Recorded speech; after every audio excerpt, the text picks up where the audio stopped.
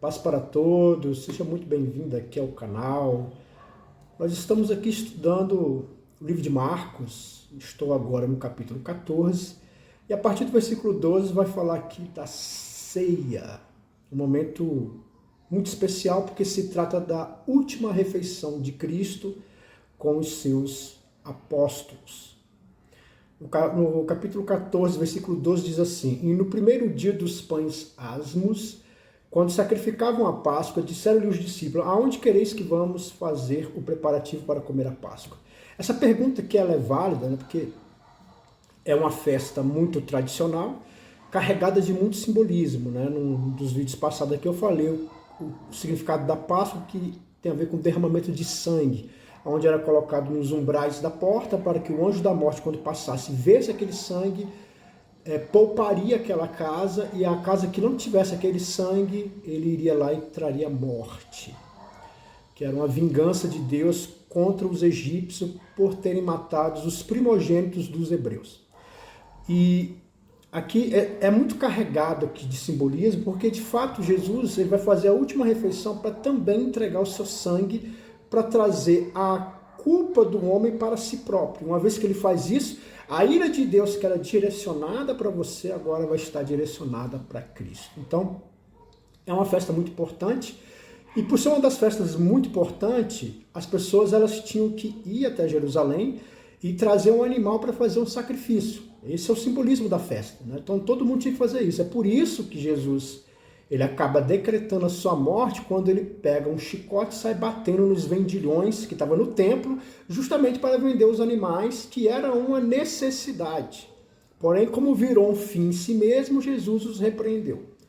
Então, havia muitas pessoas de várias localidades. Aonde é que vai preparar a festa? Todos os locais já estão, com certeza, sendo utilizados, né? Aonde que vai se preparar a festa? E Jesus ele diz, e enviou 2 dos seus discípulos e disse-lhe: Ide à cidade, a um homem que levará um cântaro de água, vos encontrará, seguiu.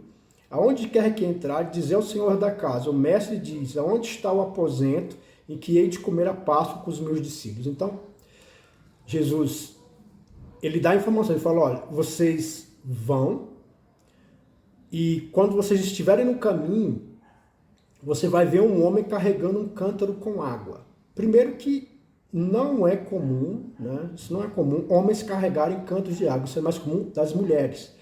Então, seria muito difícil ele encontrar um homem carregando um cântaro. E isso aqui é algo muito bom, porque mostra que, apesar de a cidade estar cheia de gente, quando eles fossem procurar qualquer pessoa, falou, procure tal pessoa. Ia ser difícil achar. É muita gente, milhares de pessoas. Mas uma pessoa com cântaro, um homem com cântaro, isso é muito raro. Isso com certeza, se eles vissem, é aquela pessoa. E Jesus fala que não era para eles conversarem com ele, é simplesmente para seguir ele. Aonde ele entrasse, e Jesus disse que ele provavelmente ele iria entrar numa casa onde era lá que ele teria que falar com o dono da casa, para o dono da casa preparar o aposento para ele fazer a ceia. E acontece exatamente, até chega a citar isso aqui. E aí, no versículo 15, eles vos mostrarão um grande cenáculo mobiliado e preparado. Ali preparai para nós. E saindo seus discípulos foram à cidade e acharam como lhe tinha dito e prepararam a Páscoa. Então, Jesus lhe dá todas essas instruções e, de fato, quando eles estão andando, ele vê esse homem com cântaro. Eles veem que ele vai e para numa casa. E eles vão até essa casa e eles não se apresentam. Eles simplesmente falam o que Jesus pediu para falar. Aonde vão fazer a ceia? Que o mestre disse, aonde que nós vamos fazer a ceia? E ele pega e aponta o local. E lá eles começam a preparar. O que isso nos ensina, irmão? Um Deus que no momento tão crítico, tão difícil, porque é a última ceia, é o último momento que ele vai ter com os seus discípulos, mas mesmo assim, nesse último momento, Jesus não perde o controle de nenhum detalhe. E isso aqui tem que falar muito, tem que calar muito no teu coração. Às vezes você está com problemas tão complicados, tão difíceis, as coisas estão tão apertadas, ainda assim Deus não perdeu o controle da tua vida. Existem outras passagens que vai mostrar exatamente isso. Por exemplo, a história de Jacó e de Esaú, onde Jacó, havia uma promessa de que ele iria ser o primogênito, porque na verdade são gêmeos, né? E um nasceu primeiro que o outro e Jacó nasceu segurando no pé de Esaú. Ao acontecer isso, Deus visita Rebeca e fala para Rebeca o que significava aquilo. E diz que o mais novo vai servir, o mais velho vai servir o mais novo. Então, havia uma promessa, havia uma profecia sobre isso. E a Bíblia fala que, num dado momento, Esaú sai para caçar, e você sabe que caça requer muito esforço físico. Quem já caçou sabe disso aí. Claro que nós caçamos com arma, né? Naquela época não tinha arma, era arco e flecha, era lança, então se exigia um grande esforço físico e nesse dia dessa caçada foi um fracasso total. Ele estava muito cansado, devia ter feito muito esforço para tentar conseguir um animal e não conseguiu absolutamente nada no seu intento. E ao chegar em casa ele está morto de fome. E a palavra de Deus diz que estava lá Jacó fazendo um belo de um guisado. Anteriormente no texto, quando você vai ler, você vê que Isaac gostava muito de Esaú, porque Esaú preparava comidas deliciosas. Então, Isaac amava Esaú por causa disso. E ele acabava dando preferência para Esaú. É um homem que caça, um homem muito viril, forte, né, que sai à caça e também é muito bom no preparo, ou seja, é um cara que, apesar de ser muito forte, ao mesmo tempo é delicado com os produtos, né? E isso agradava demais o pai dele. E isso prova que ele estando com muita fome, sentindo o cheiro do guisado que o irmão estava preparando, isso, sabe, né, deve ter balançado com o ser dele.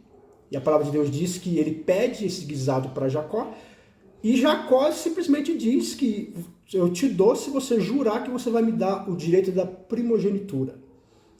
Naquele exato momento, Esaú não vê valor, não viu valor nisso, né? Então ele pega e faz o acordo. Eu quero comer esse guisado, então me dá o guisado e o direito de primogenitura é seu. E ele jura, e naquele momento, essa atitude determina toda a história que iria acontecer agora. Toda a história estaria determinada por causa dessa atitude impensada de Esaú. As promessas que estavam sobre ele, que ele iria, da descendência dele, que iria vir o Messias, agora passa para Jacó. Então, mas você vê que tudo isso é manobras que vão acontecendo, que Deus faz usando a escolha livre de Jacó, usando a escolha livre de Esaú. Eles escolheram tudo isso, mas por trás está Deus determinando, fazendo a coisa acontecer para um intento daquilo que ele já escreveu, aquilo que ele já tem planejado. Esaú não planejou isso, Jacó também não estava planejando nada disso, ele estava fazendo a comida dele. Mas chega esse momento aí, né? Um momento crucial. E esse aqui é o ponto, né? Que de fato Deus não perde o controle de nada. A gente faz escolhas, você escolhe ir para um lugar, você escolhe se relacionar com a pessoa, mas sempre está a mão de Deus por trás para poder guiar a história segundo a sua soberana vontade. E já que eu trouxe essa história, um dos grandes ensinamentos dela é que Esaú não deu valor, ele simplesmente desprezou aquilo que é espiritual. Aquilo que é espiritual não teve tanta importância, uma vez que o que estava em jogo era a fome que ele estava no momento, o cansaço. Aquilo tinha mais validade do que a proposta espiritual que estava sobre ele. Quantas vezes a gente não é assim, né? A gente larga tudo por causa de pensamentos errados, por causa de um relacionamento, por causa de uma situação, para ganhar mais dinheiro, você despreza tudo aquilo que é espiritual, tudo aquilo que Deus propõe para você, para viver essa necessidade temporal, essa necessidade de agora. O que acontece? Você perde, assim como Esaú perdeu. E ele não adquiriu mais, muitas vezes a gente acaba não adquirindo mais. Quantas pessoas já se desviaram, né? E hoje falam que gostaria de voltar, mas não tem força, não consegue, porque simplesmente desprezaram, né, aquilo a qual Deus achou graça de entregar, mas naquele momento, naquela hora, o que falou mais alto foi as vontades, as concupiscências da nossa carne. Então, se você estiver passando por um momento de grande dificuldade, momentos decisivos, como Jesus estava passando, ou então momentos de grandes tentações, como Esaú estava passando, ainda assim, entenda que Deus é que conduz a história. Ele não perde o controle das coisas, ele não perdeu o controle de nada.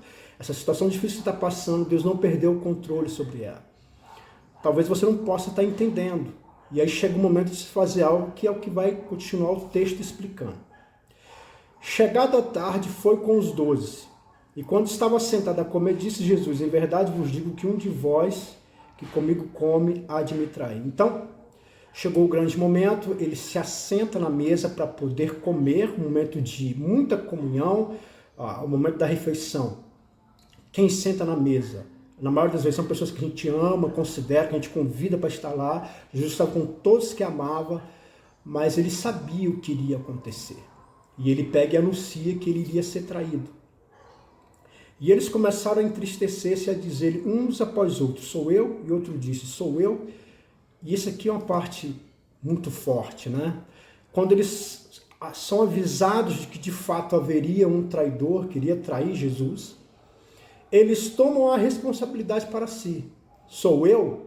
Ou seja, ele não acusa. Não, com certeza é Judas, né? Porque nós temos a informação depois. Naquele momento, Judas não tinha a menor desconfiança de Judas. Ninguém imaginava que seria Judas, né? Nem passava pela cabeça de ninguém. Porém, ao invés de apontar, eles olham para si. E eu acho que isso aqui é o que me ensina muito e te ensina muito. O confronto serve para você pensar mais sobre você, das suas atitudes, como você está fazendo, como você está falando, como você está respondendo àquilo que as pessoas estão colocando diante de você. Eles, ao entenderem que haveria uma traição, ele se entristece, porque ele se coloca no lugar de eles serem o traidor, ao ponto de perguntar: será que sou eu? Sou eu? E momentos de grande tristeza, e olha que a gente passa por muitos, né? Momentos de grande tristeza, ao invés de você culpar o outro, a circunstância, a falta de emprego, eu não consigo abrir, as portas não se abrem para mim, eu faço entrevista e não dá certo, então esse meu relacionamento, o outro é que trouxe todo esse caos. Ao invés de você ficar sempre olhando para fora, olhe para dentro de você. Questione você mesmo. Questione quem você é. Questione se de fato você não está falhando em prol daquilo tudo que você aprendeu. Assim como Esaú, que simplesmente desprezou aquilo que é espiritual em prol de um momento, será que não é isso que está acontecendo com você? Será que você não está desprezando aquilo que as escrituras apontam? Antes de olhar para qualquer pessoa, olhe para si. Tem uma passagem que ela é muito tremenda, também muito comentada e falada, que é quando Jesus disse que antes de você tirar o cisco do olho do teu irmão, tire a trave que está no teu. Então, porque é complicado, como é que eu vou, né? Vamos supor que uma trave é uma coisa grande, né? Vamos supor que tem uma trave aqui na minha frente aqui. Como é que eu vou tirar o cisco que está no teu olho? Não tem como, tem uma trave me atrapalhando. Então tira a primeira trave que está no teu olho e aí você vai enxergar melhor para poder tirar o cisco do olho do irmão. Em quase todos os momentos a Bíblia fala para a gente olhar para nós mesmos, né? No livro de Gálatas fala do fruto do Espírito. O fruto do Espírito é uma coisa que eu tenho que produzir. Eu não tenho que esperar isso das pessoas, eu tenho que produzir isso. Olhar para mim mesmo, entender as minhas debilidades, as minhas fraquezas.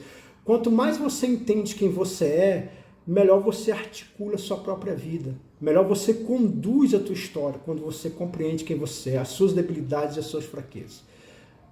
Eu quero convidar você a olhar para você mesmo, a entender as suas próprias debilidades. Antes de acusar, olhar para as pessoas, olhe para si.